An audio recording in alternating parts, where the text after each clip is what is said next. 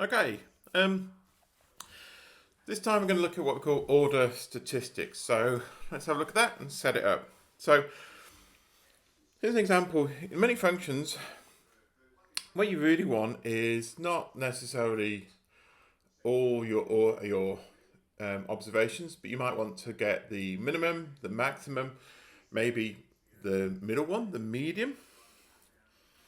And so often what we can do is we can get some observations, y1 up to yn, and we can order them. And we can ask what's the distribution of things like the minimum and the maximum. And we're going to call these observations in order statistics. So here's our notation. We've got a sequence of independent realization of a continuous random variable. So we've got y1 up to yn. They're all independent. They have a CDF, which we denote as f, capital F of y, and a PDF, small f of y. And to note the different order statistics, we will use this notation where we put it in brackets. So y subscript 1 in brackets is going to be the smallest. y2 will be the next smallest, all the way up to yn, which will be the largest, such that obviously they're in order. So when you see that, and it's not always consistent, but when you see your subscript in brackets like that, we're saying not the first observation, but the smallest observation. So let's start by working out what would be the general distribution of a maximum. And we're going to do this using our method of CDF. So what do we want? We want the CDF of yn, and yn in brackets is our maximum, so this is a function of y. So by definition, this is the probability that yn is less than or equal to some value y. Well, if the maximum is less than or equal to some equal value y, every other observation must also be less than that.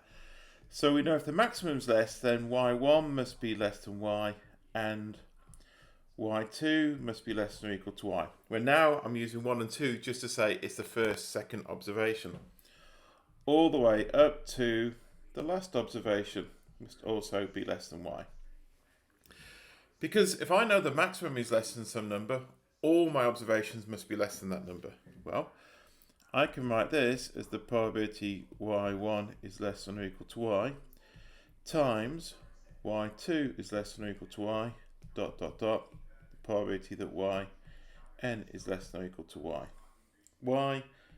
Because we assumed that they were independent.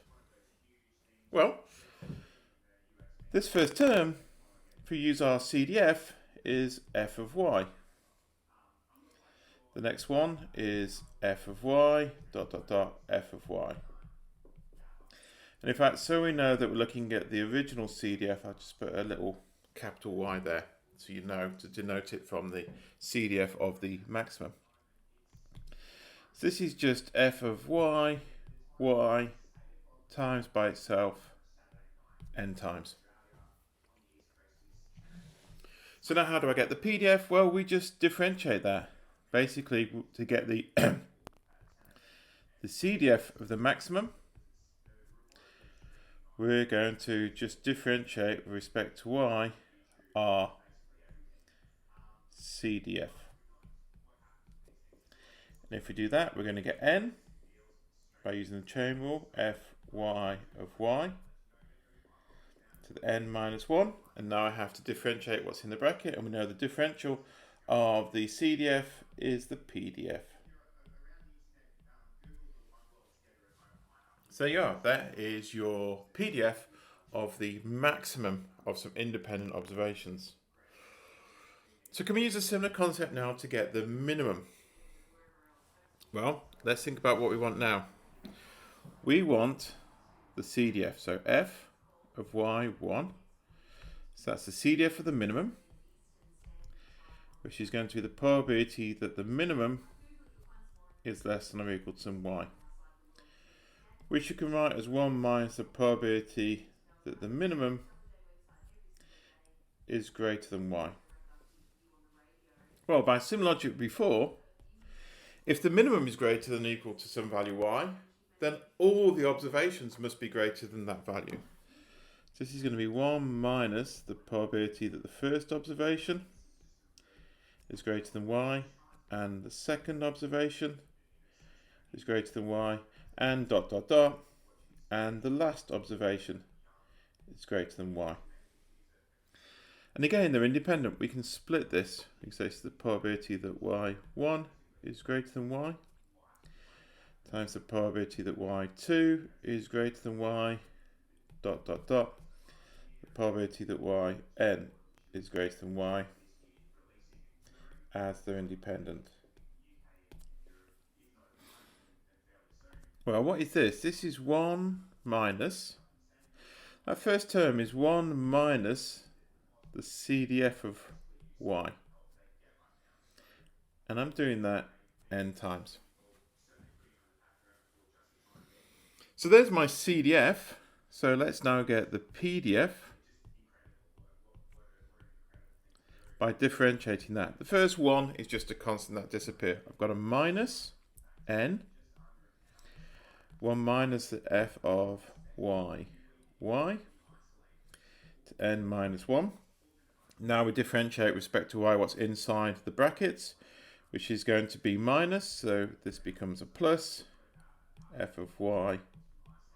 So there we have it.